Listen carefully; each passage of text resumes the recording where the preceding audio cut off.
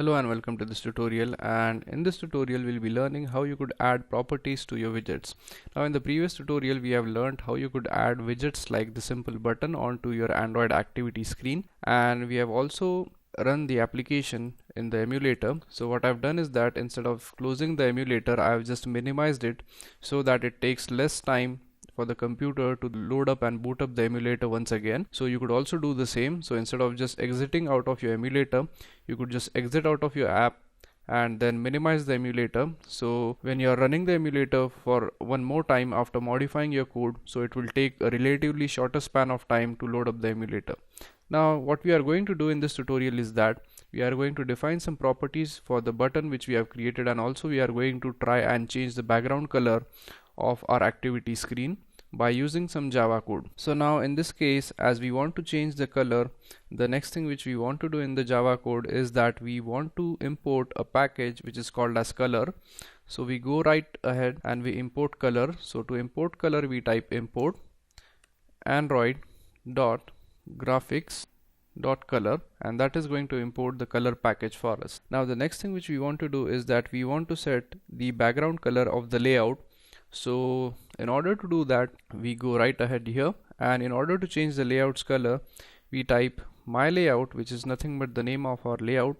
Then we give a period or dot operator, and then we type set background color, which is a method which is used in order to set the color. Now in the parameter section of this, what we want to do is that we want to specify the color which we want to use.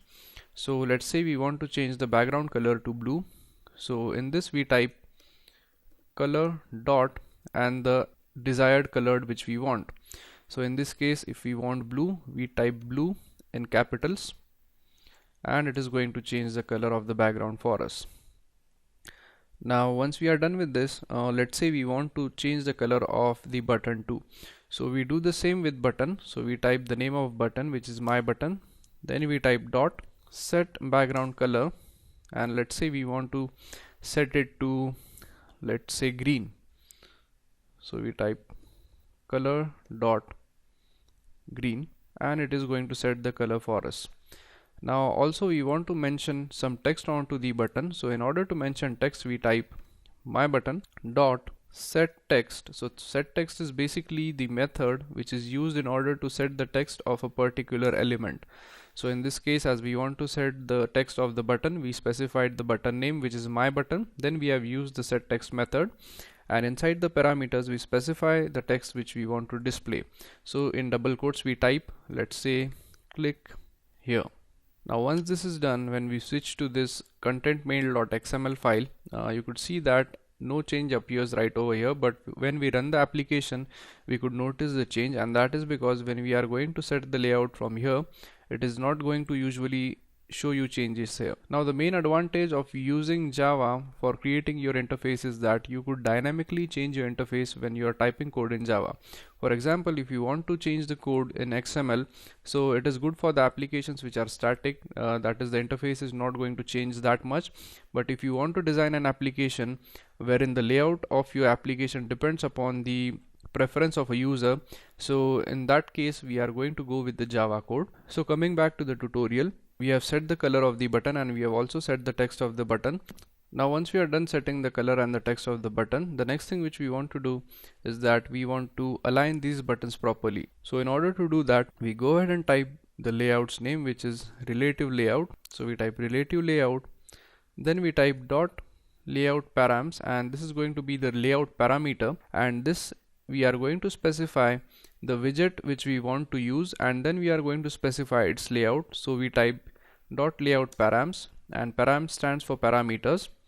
Now the next thing which we need to do is we want to mention the widget for which we are using this. So let's name it as button details, as we are going to set the layout for buttons. So we type button details, and then we type this equals, again we type relative layout, and then again we use the dot layout params, and inside the parameters we want to set the actual parameters which we are going to use. So basically what we are trying to achieve here is that we are going to place the button in the relative layout by using some parameters.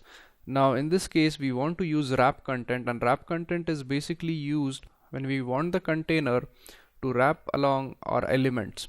So basically when we are done with this, we type relative layout dot layout params dot wrap content, and this is going to wrap the content for us. And then again we are going to type relative layout dot layout params dot wrap content, and make sure that you end this with a semicolon. And also make sure that as we are creating a new object of the parameters, you make sure that you specify the new keyword here. And as you specify new here, you could see that all the errors are automatically gone. Now if you don't understand why we have written this line of code here, so basically we have written this just for the sake of adding a rule which is called as button details to our button right over here, so that this button is specified in a proper location. Now what we are going to do is that we are going to add these button details, and we are going to specify a proper layout for our button. So we go down here and then we type button details, then we give a dot operator, and then we use the add rule in order to add the layout to it. So in this case, the first parameter which we want to specify is going to be the location. So in order to specify the location, we type the name of our layout. So in this case we are using relative layout, so we type relative layout dot, as we want to specify it in center, so we type center horizontal, and center horizontal is nothing but it is going to place the button horizontally in the center. So we type center horizontal, and also we want to make sure that we have placed this button in the center vertically as well. So we go down here and again we add the rule. So we type button details dot add rule, and this line of code is going to be the same. So we type relative layout dot center, but in this case we are going to type in center vertical, so that horizontally as well as vertically this button is aligned in the center. So now once this is done, the next thing which we do is that we go to the layout right here, and we have specified the add view. So we simply cut it from this position, we go ahead and come here and we paste the code here. And one more thing which we want to add to this button is going to be the button details which we have created right over here.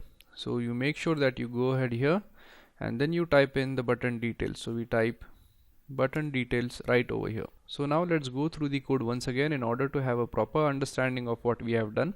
So basically in the previous tutorial we have created objects of relative layout for specifying the layout, and we have also created a button object which we are going to use. Now the next thing which we did is as we wanted to set the background color of the layout, we have typed myLayout.set background color, and the set background color method is basically used in order to change the background color, and we did the same with the my button. And then finally, in order to add some text to my button, we have typed mybutton.setText, and we have specified the text here. Now this line of code right here is a bit confusing, and that is because it is basically a rule in order to set the layout. So basically we have created a rule and we have named it as button details, and then as we are using the relative layout, we have specified relative layout, and inside the parameters of relative layout we have basically set the parameters to wrap content. Now wrap content is used because we want to fit the layout in such a way that it wraps the content, that is, it wraps the widget which are specified into it. Now the next thing which we did is that basically we want to set the position of the button in center horizontally as well as the position of the button in the center vertically. So we have specified these two lines of code here. And then finally we have added this view, or we have added the button along with the button details to our layout. So now in order to check the output of our program, we save the code, and when we run it, as our emulator is already running, we select the running emulator and click OK. So as you could see, our application is up and running on the emulator, and you could notice that the background color has been changed to blue, and also the button color is changed to green. And we could also notice that the button right here is set in the center horizontally as well as vertically. So basically we are successful in writing Java code in order to change the background color as well as the button color, and also we are successful in setting the button at the center position horizontally as well as vertically. So in this tutorial what we have learnt is that how you could use Java code in order to add properties to your widgets. So basically what we have done is that we have added the property of background color to the layout, as well as we have added the property of color to the button.